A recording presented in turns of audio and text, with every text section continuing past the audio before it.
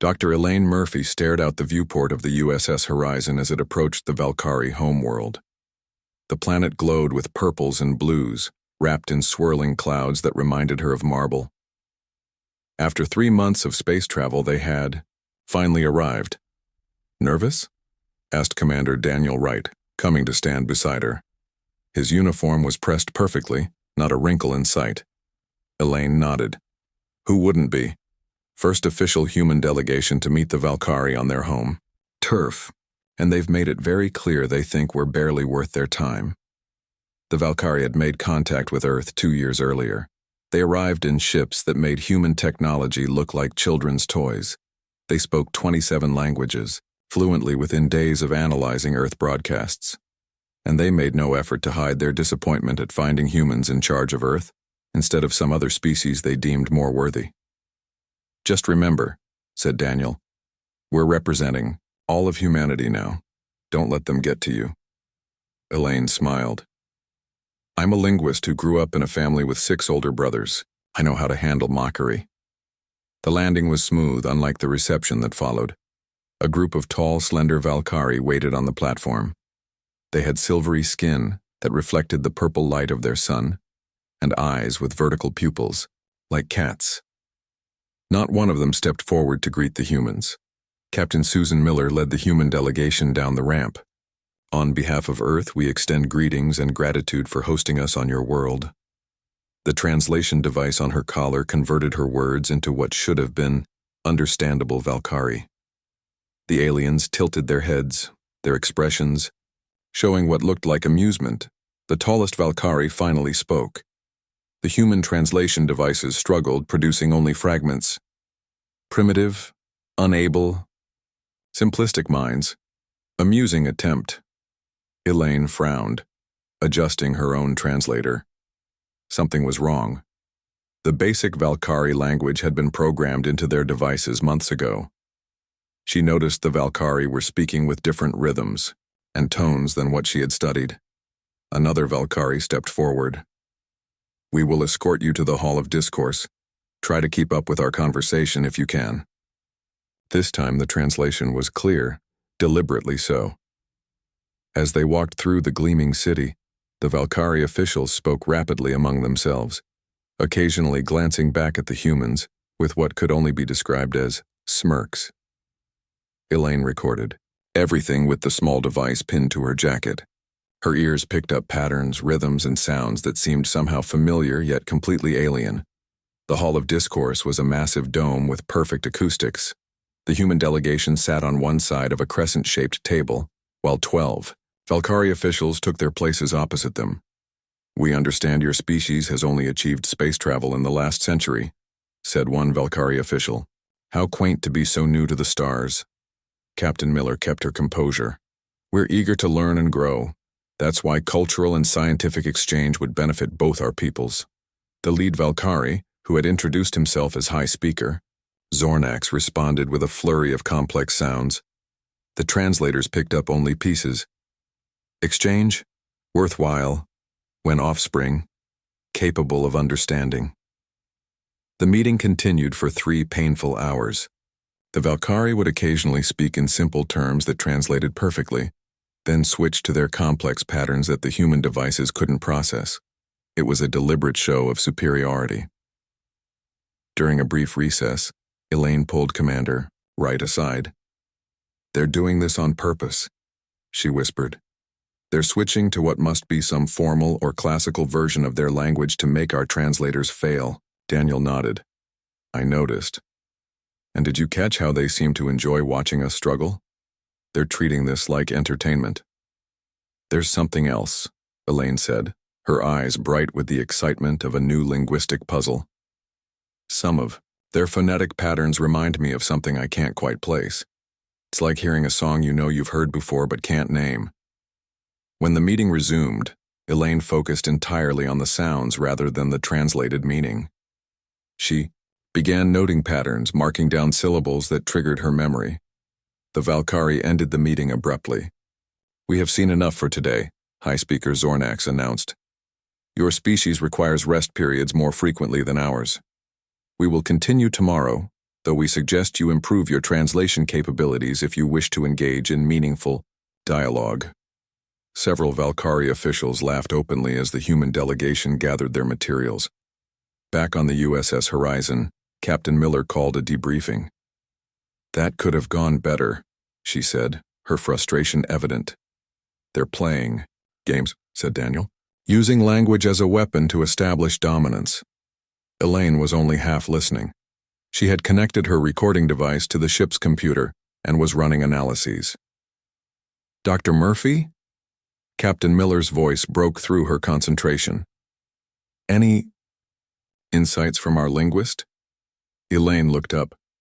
"They're deliberately using what I believe is a formal or ceremonial version of their language. But there's something else." She pulled up a sound wave on her tablet. "Listen to these phonetic patterns." She played a segment of Valkyrie speech, then pulled up an old Earth recording. "And now listen to this ancient Sanskrit chant from Earth, recorded at a temple in 1923. The patterns weren't identical, but there were unmistakable similarities in rhythm and tone. That's what was bothering me," said Daniel. "I spent a year in India during my military training. Some of their sounds reminded me of ceremonies I witnessed there."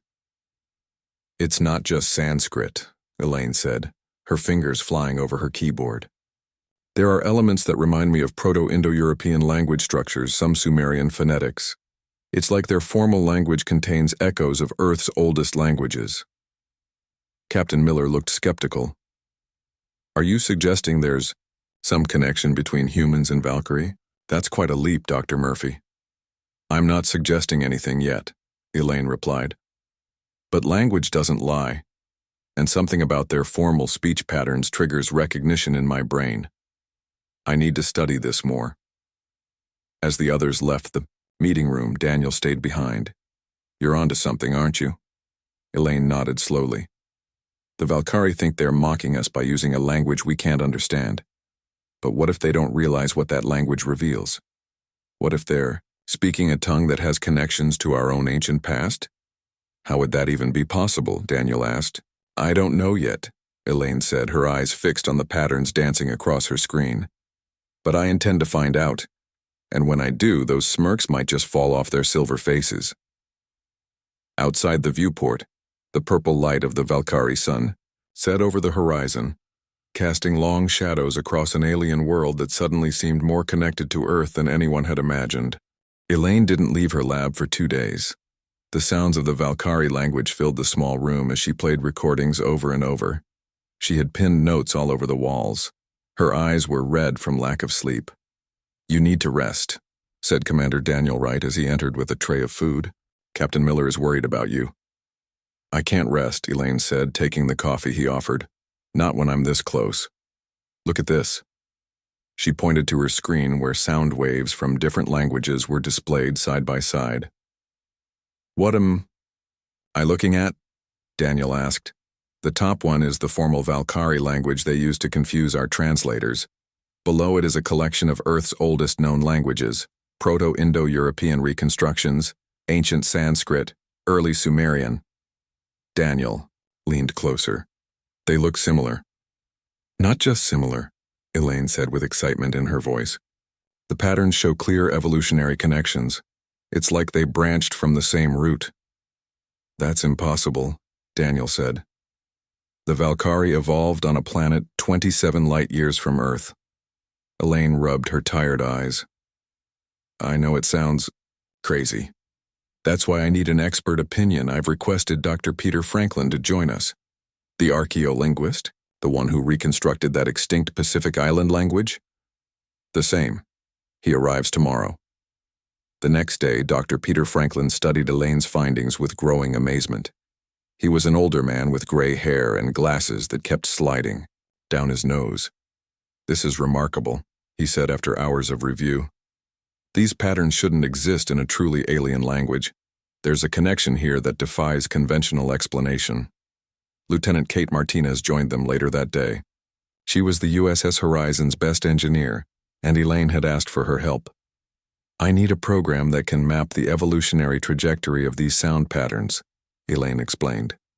Something that can show us how the Valkyrie language might have evolved from or alongside these ancient Earth languages. Kate nodded.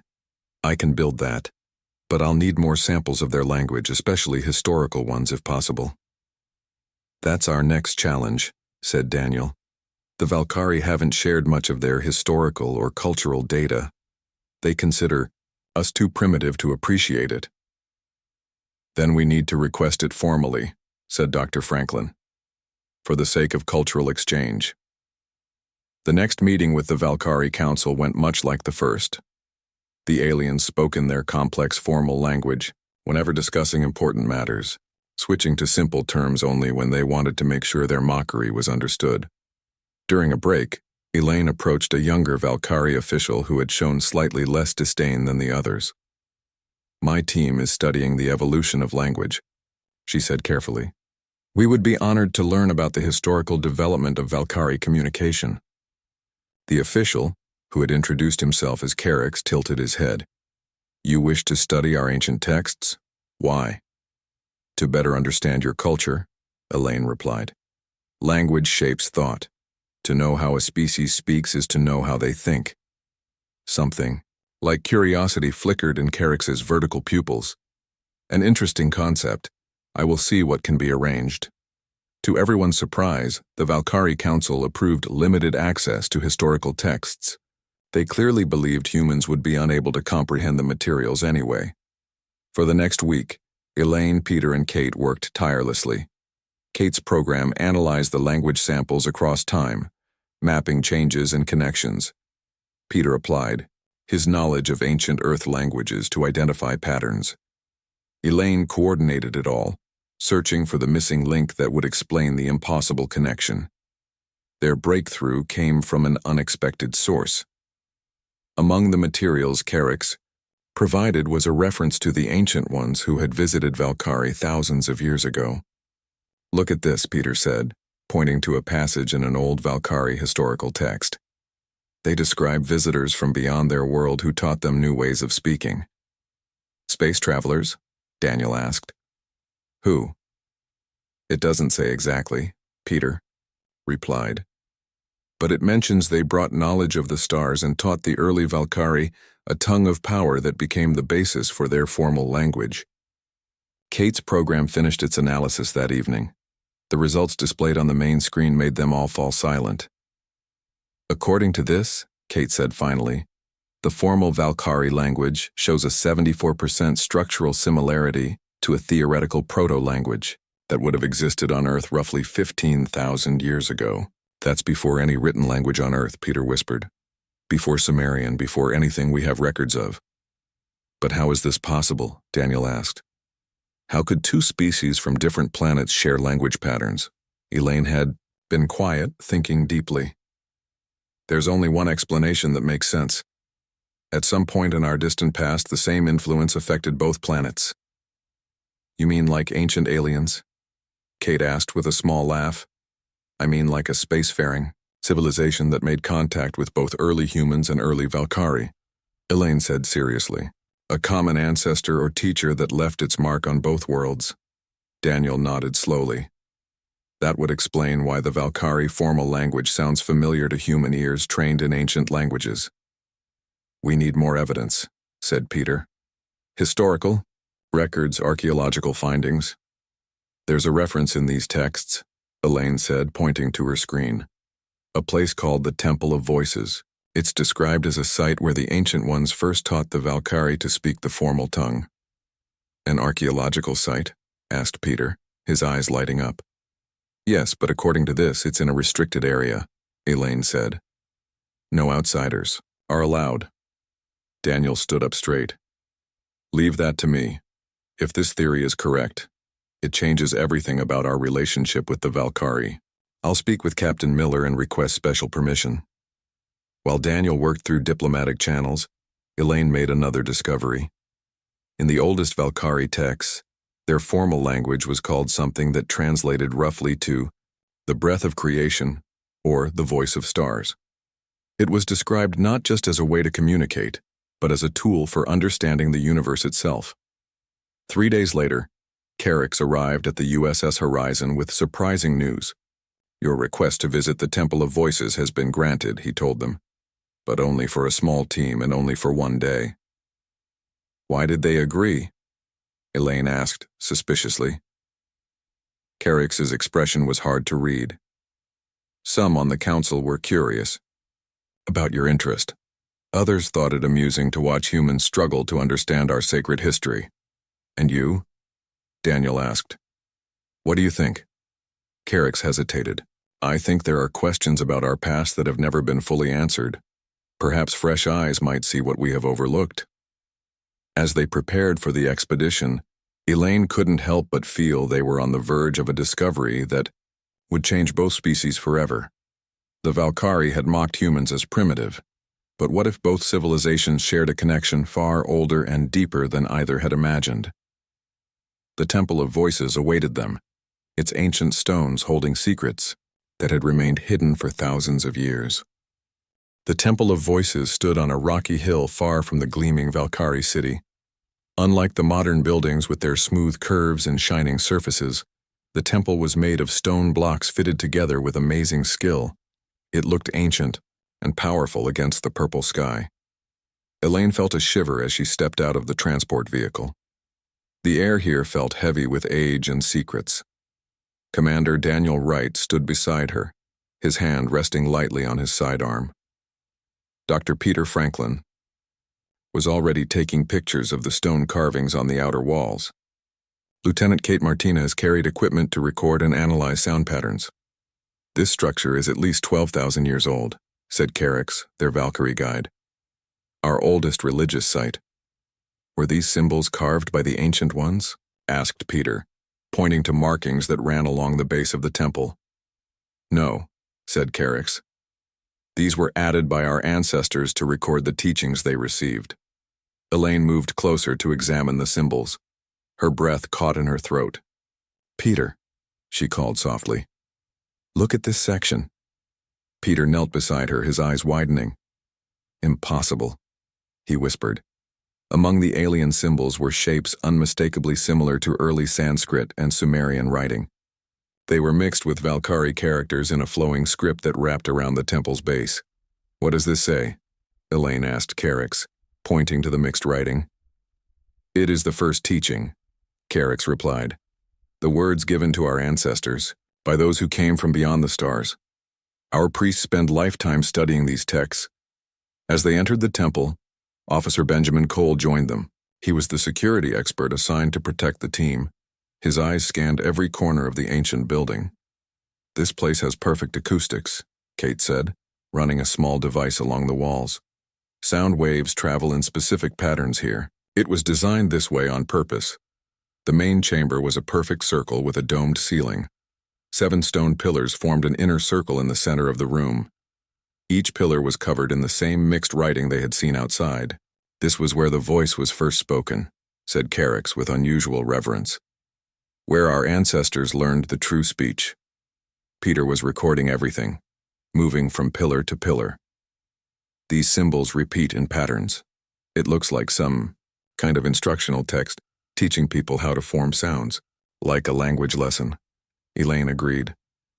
She pointed to a sequence. "This pattern here matches phonetic guides in early human languages. It's showing how to position the mouth and tongue to make specific sounds." As they worked, Benjamin approached Daniel with a concerned look. "Commander, we're being watched," he said quietly. "I've spotted surveillance devices in the upper corners of the chamber." Daniel nodded. "Stay alert, but keep working. We expected they wouldn't fully trust us." In the center of the inner circle was a raised stone platform. Carrix explained that only high priests were allowed to stand there during ceremonies. "What happens during these ceremonies?" asked Elaine. "The priests speak the ancient tongue and we listen," said Carrix. "It is said that in the old days when the ancient tongue was spoken perfectly, it could move mountains and open pathways to the stars." Elaine looked at Peter. They were thinking the same thing. This sounded like the beginning of a religion, but one based on real events that had been changed over time into myth. As Kate set up recording equipment, Peter discovered a hidden chamber beneath one of the pillars. Inside were clay tablets covered in the ancient mixed script. These appear to be the oldest artifacts here, Peter said excitedly. The writing style is more primitive. With Carrick's reluctant permission, they carefully photographed the tablets.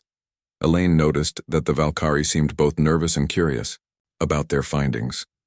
Back at their temporary base near the temple, the team worked through the night analyzing their discoveries. Benjamin kept watch, concerned about the surveillance they had detected. "These tablets tell a story," Peter said, pointing to his translation work, about visitors who came in ships between stars and taught the early Valkyrie a language of power that would connect them to the universe. "And look at this section," Elaine added. "It mentions other worlds where the visitors taught the same language. One description matches Earth almost perfectly, the blue world with one moon and vast oceans." "So these ancient visitors went to both Valkyrie and Earth?" asked Daniel. "It appears so," said Peter. "And they taught early versions of the same language to both species." The next morning, as they returned to the temple for their final day of research, they found additional Valkyrie guards posted at the entrance. Their expressions were cold. "The High Council has concerns about your activities," said the lead guard. "Your time here is being shortened." "On what grounds?" demanded Daniel. "Security concerns," was the only answer. Inside, Carrick's met them with worried eyes. "You must be careful," he whispered. "Some on the council fear what you might discover here." "Why would they fear that?" asked Elaine. "Because it challenges our most basic beliefs," Carrick's explained. "Our religious doctrine teaches that the Valkyrie alone were chosen by the Ancient Ones to receive the true speech. If humans also received this gift, it would mean we're equals," Daniel finished. "Not primitives to be mocked." "Worse," said Carrick's. "Some texts suggest humans might have received even more knowledge before something went wrong. This is forbidden knowledge." As they continued their research, Elaine felt they were racing against time. The temple held answers, but the Valkyrie authorities were clearly having second thoughts about allowing them access. Kate discovered that the central chamber had been designed to amplify certain sound frequencies in specific patterns. "It's like an acoustic computer," she explained. "Certain sound combinations would create standing wave patterns that could activate something." Late that afternoon, they found the most important clue yet. Hidden behind a movable stone panel was a small room containing what appeared to be a star map. Among the stars was a clear marking of both the Valkyrie homeworld and Earth. "This proves it," whispered Elaine. "Whoever visited both our worlds thousands of years ago left this map. They connected us." Benjamin suddenly burst into the room. "We need to leave now," he said urgently. "I've intercepted communications. The Valkyrie High Command is sending troops to detain us and confiscate our findings." They quickly gathered their most important data. As they hurried toward the exit, Carrick stopped them. "Take this," he said, handing Elaine a small data crystal. "It contains copies of our most sacred texts about the ancient language, texts that are forbidden to most Valkyrie." "Why are you helping us?" Daniel asked. "Because I believe truth is more important than pride," Carrick's replied. "And because I have studied your species in secret. You are not what our leaders claim you to be." They barely made it back to the USS Horizon before the Valkyrie ships arrived demanding their return. Captain Miller refused, citing diplomatic immunity. As the ship prepared for emergency departure, Elaine, Peter, and Kate began the careful work of piecing together everything they had learned. The ancient language connected humans and Valkyrie in ways neither species had imagined. And somewhere in its complex sounds might lie the key to unlocking secrets both civilizations had forgotten. The USS Horizon raced away from the Valkyrie homeworld, but they weren't safe yet. 3 Valkyrie warships followed them, demanding they return the stolen sacred knowledge. In the ship's main lab, Elaine, Peter, and Kate worked without stopping. The data crystal from Carrick's contained valuable information about the ancient language. They combined this with their findings from the Temple of Voices. "I think we're close to reconstructing it," Elaine said, her voice tired but excited.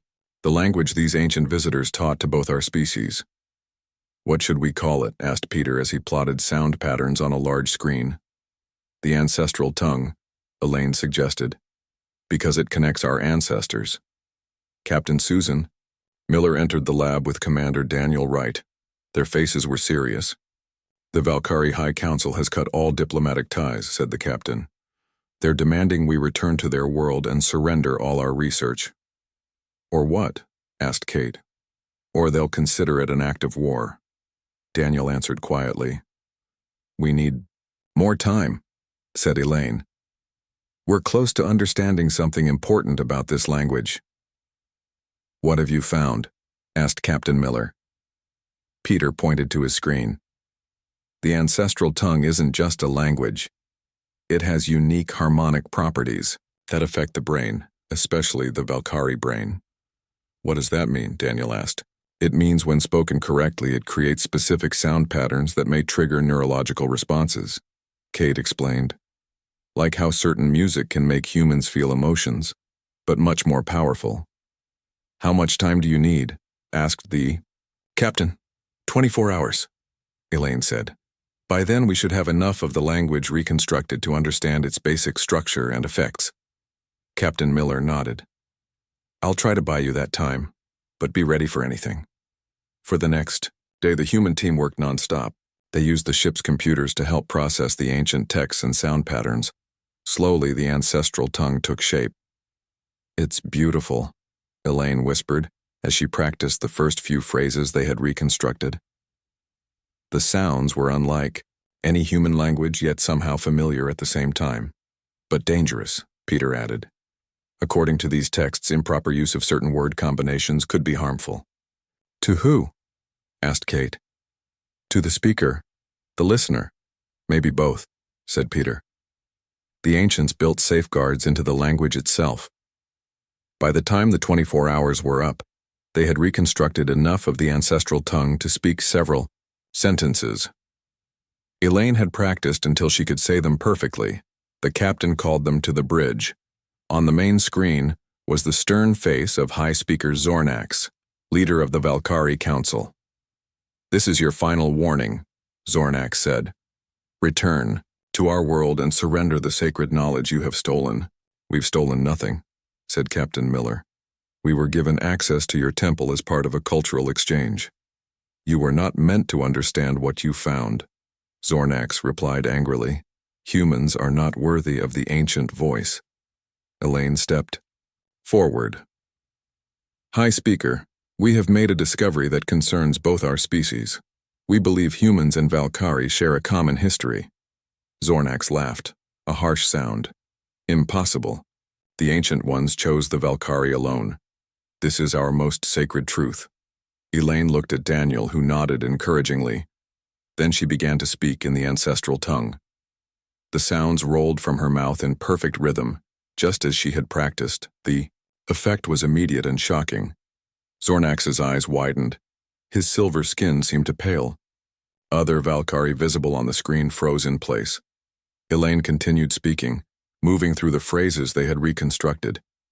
Each word seemed to hang in the air with strange power. When she finished, there was complete silence. Then an older Valkyrie stepped into view on the screen. His robes marked him as a high religious leader. How is this possible? He asked in a shaking voice.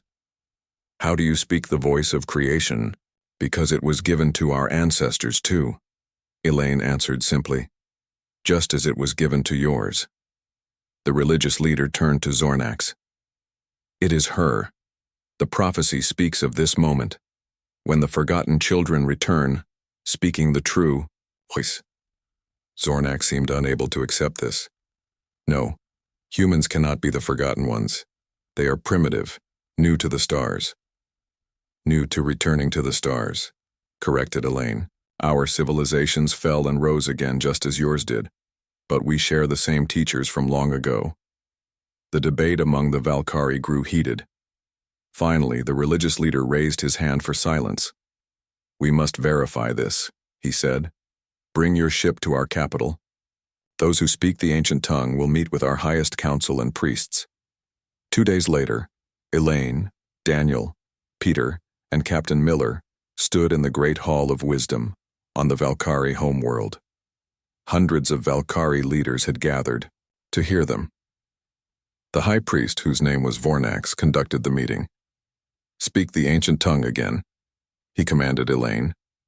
This time, Elaine spoke longer passages they had reconstructed. The effect on the assembled Valkyrie was profound. The older ones bowed their heads in reverence. Younger ones seemed moved to tears. When she finished, Vornax spoke. "For thousands of years, our most sacred texts have told us that we alone were chosen by the Ancient Ones to receive the gift of true speech. We were taught that all other species were lesser beings, unworthy of this knowledge." He pointed to markings on the wall behind him, but there were also prophecies about the forgotten ones who would one day return speaking the ancient tongue. "We always believed this referred to the Ancient Ones themselves returning. But it meant us," said Daniel. "Humans." "It appears so," admitted Vornax. "Our oldest texts, which few are permitted to read, speak of multiple worlds seeded with the knowledge of the ancient tongue. Earth is clearly described among them." A younger Valkyrie official stood up angrily. "This changes nothing. Humans are still primitive compared to us. Their civilization is young and flawed." "Perhaps," said Elaine calmly. "But we share the same ancestors, or at least the same teachers. The Ancient Ones visited both our worlds. They taught both our species the same language of power." "There is more," said Peter, stepping forward. "According to our analysis of the texts, both humans and Valkyrie are likely genetic offshoots of the same original species. This caused an uproar among the Valkyrie. The idea that they might be related to humans seemed to disturb them deeply. When order was restored, Vornax made a surprising revelation. "Our secret texts do suggest this possibility. They say the Ancient Ones seeded many worlds with life modeled after themselves. We have chosen to ignore these passages for centuries." "Why?" asked Captain Miller. "Pride," answered Vornax simply. "It was easier to believe we were special, chosen above all others." As the meeting continued, Elaine realized they had changed something fundamental in the relationship between humans and Valkyrie. The mockery had stopped. Now the Valkyrie looked at them with confusion, curiosity, and in some cases, fear. What would happen next was uncertain. But for the first time, humans and Valkyrie were talking as equals, connected by a language that had survived for thousands of years, waiting to be rediscovered. 3 months had passed since the revelation in the Great Hall of Wisdom. The relationship between humans and Valkyrie had changed completely. Where once there was mockery and disdain, now there was cautious respect and intense curiosity. Elaine. Murphy stood at the window of her new laboratory in the Joint Research Center. The building was a perfect blend of human and Valkyrie architecture, built specifically to study the ancestral tongue. From her window she could see the purple skies of the Valkyrie homeworld, now becoming a familiar sight. "Still hard to believe how much has changed," said Commander Daniel Wright as he joined her at the window. "All because of a language," Elaine replied with a smile. Their team had grown. Dr. Peter Franklin worked with a group of Valkyrie linguists to expand their understanding of the ancestral tongue.